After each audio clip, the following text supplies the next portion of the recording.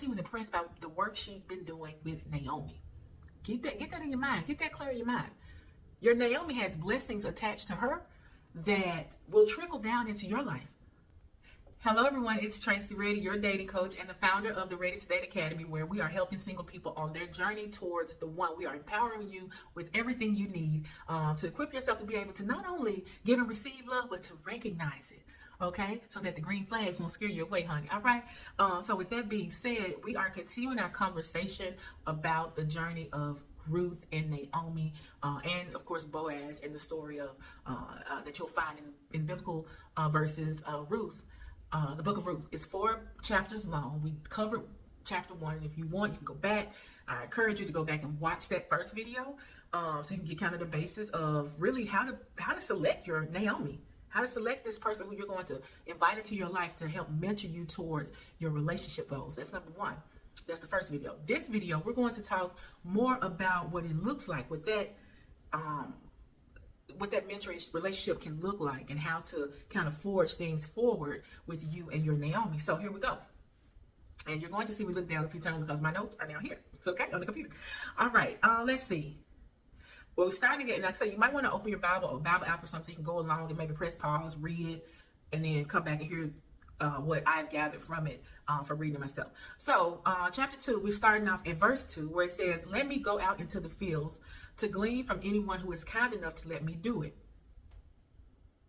Now, if this is not a case for multi-dating, I don't know what is. I don't know what is. I can only imagine and wonder how many fields did Ruth go and work in before she landed at Boaz's field. I don't know how many people, how many situations she had to endure before she landed in Boaz's field. That being said, how many fields was she not treated kindly in? How many fields was she rejected in? Because see, in that time, they were harsh towards, first of all, foreigners, which we still harsh towards foreigners, but they were harsh towards foreigners, and then likely less inclined to let her come and glean without being a official worker in their field. So with that being said, how much confidence did she lose? How much perspective did she lose? How discouraged did she become as she's just trying to provide for herself and her mother-in-law? How many fields, how many men, okay, did she encounter? How many times did she experience abuses or rejection, disappointments before she got to the place where she needed to be? She needed those to build her character, to build her journey. Those things contributed and added something to her, okay? And she kept going. She didn't get discouraged. She said, well, I give up on this. I ain't eating no more. Like some of y'all be doing. She didn't give up. She kept going, despite all the different things. Like I said, to me, this is a case for multi-dating because you get to experience different people. We'll talk about that here in just a second. Another thing about verses 2 and 3 is I've always heard that these verses were associated with like her working in the field, Boaz's field, as being like a spiritual type of work. More specifically, I've heard pastors say or preachers say, y'all women just need to work in the field of the Lord and your husband gonna come find you. I don't know that that's not true.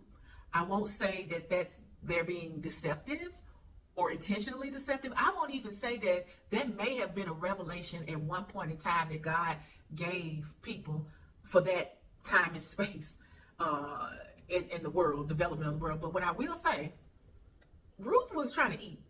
There was nothing very spiritual about. She was literally trying to find a job where she could go out and get food for her and Naomi.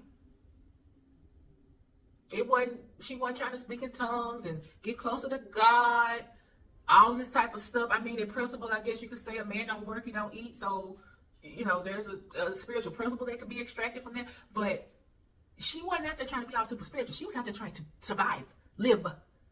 And we have I personally believe, over-spiritualized it over the years. It's just become this, I need to be so holy, and I need to go and give my life to God and get it right. And you do need to give your life to God and get that right. But not for the purpose of finding a husband, okay? Not for the purpose of finding a husband. I don't think this work that she was doing was related directly to a spiritual act as much as it is her just living life. It's a lesson in that. Live your life. Live your life. Take care of yourself. and there's nothing wrong with it. Now, here's where I kind of feel like people get off is that in living your life and being this independent woman who can take care and provide for herself, some of you have become overly independent in a toxic way in that you're like, oh, I don't need a man. There's nothing a man can't do for me that I can't do for myself. That's not really serving you well, particularly if you actually do want companionship and you do want a man in your life. Now, you do what you have to do to take care of yourself, but it doesn't mean that you have to have this arrogance about you that dismisses the need for men in your life. Now it's one thing to say, okay, God has called me to singleness. God has called me to singleness, okay? And that's where you're going to live. That's going to be your space. You're going to be right there in the single space. And that's fine. Nothing wrong with that. But this whole idea of rejecting men out of this kind of sense of, I can do it without you. I can do it by myself because of the pains and things you had in the past. It's not going to ultimately serve you well. It might feel good in the moment to be able to say that, but you're the one probably at home crying at night about not having what you really want. Now, some of y'all ain't like, I ain't crying about nothing. You ain't crying about no. Okay, good, then fine. You do that. But for the rest of you who actually want a relationship, but then you also are saying, I can do all this without no man, you're being inconsistent. That's inconsistent with yourself, meaning you're lying to yourself. Okay? So there's a space that you can be in where you are very well provided for yourself, but also able to acknowledge that, hey, I still want that companionship.